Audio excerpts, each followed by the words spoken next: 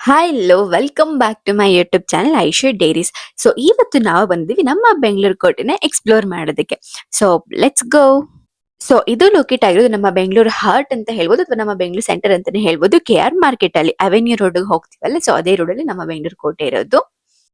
ಈ ಒಂದು ಕೋಟೆನ ನಮ್ಮ ವಿಜಯನಗರ ಸಾಮ್ರಾಜ್ಯದ ಸಾಮಂತ ರಾಜ ಕೆಂಪೇಗೌಡರು 1537ರಲ್ಲಿ ಮಣ್ಣಿಂದ ಕಟ್ಟಿದ್ರು. ಅದಾದ ನಂತರ 1761ರಲ್ಲಿ 5ರಲ್ಲಿ ಅವರು ಆ ಮಣ್ಣಿನ ಕೋಟೆನ ಬದಲಾಗಿ ಗ್ರಾನೈಟ್ ಕಲ್ಲಿನಿಂದ ಈ ಕೋಟೆನ ಕಟ್ಟಿದ್ರು.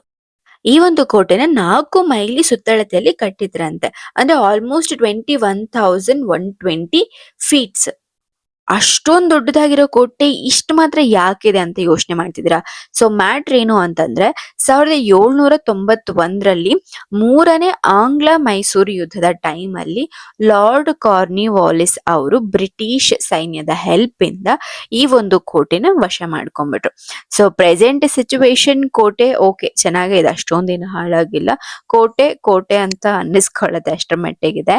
ಅಂಡ್ ಇಲ್ಲೇನೆ ಇದು ಹತ್ತಿರದಲ್ಲೇ ಟಿಪ್ಪು ಸುಲ್ತಾನ್ ಅರಮನೆ ಹಾಗೂ ಕೋಟೆ ವೆಂಕಟೇಶ್ವರ ಸ್ವಾಮಿ ದೇವಸ್ಥಾನ ಕೂಡ ಇದೆ.